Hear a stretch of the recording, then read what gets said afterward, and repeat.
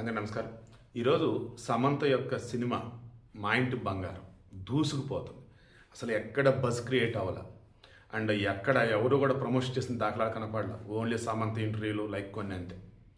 నిన్న first day అబ్రాడ్లో premieres కానీ ఇండియాలో ఉన్నటువంటి షోస్ కానీ మొత్తం లెక్క తీస్తే దగ్గర 13 కోట్ల పైచిలుకు కలెక్షన్స్ వచ్చాయి. ఇందులో ఒక ఇండియాలోనే 6 కోట్ల పైచిలుకు. మన తెలుగులో అనుష్క ఘాటి 2 కోట్లు, ఆమె ది గర్ల్ ఫ్రెండ్ ఎవరు రష్మికది 1.5 కోటి. సో తెలుగులో ఉన్నటువంటి సోలో హీరోయిన్లకు సంబంధించి తీసుకున్న ఓ రకంగా లేడీ ఓరియంటెడ్ సినిమాలు అన్నప్పుడు ఇప్పుడు సమంత దరిదాపు లేరు, ఎవ్వరూ లేరు అసలు.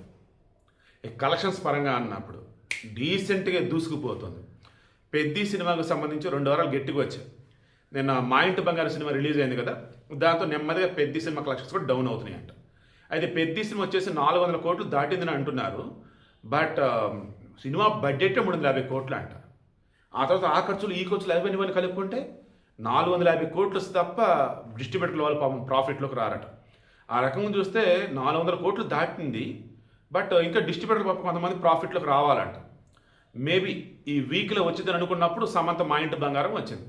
ఫ్యామిలీ ఆడియన్స్ మొత్తం ఇటు సైడ్ పోతున్నారు. మరి పెద్ద మూవీ మాసు క్లాస్ 2 చూస్తున్నారు. అలా ఈ వారంలో మ్యాక్సిమం పెద్ద మూవీ వచ్చేసి ఫుల్ ప్రాఫిట్ మూడులకి లేదని కోరుకుంటున్నా.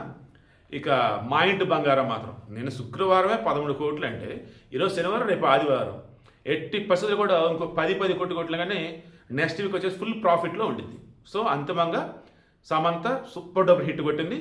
మనం అనుకున్నట్టుగా మరి నెక్స్ట్ తల్లి కాబోతుంది సమంత అన్నటువంటి తీపి వార్త వినాలని చెప్పేసి నేను కోరుకుంటూ ఉన్నాను.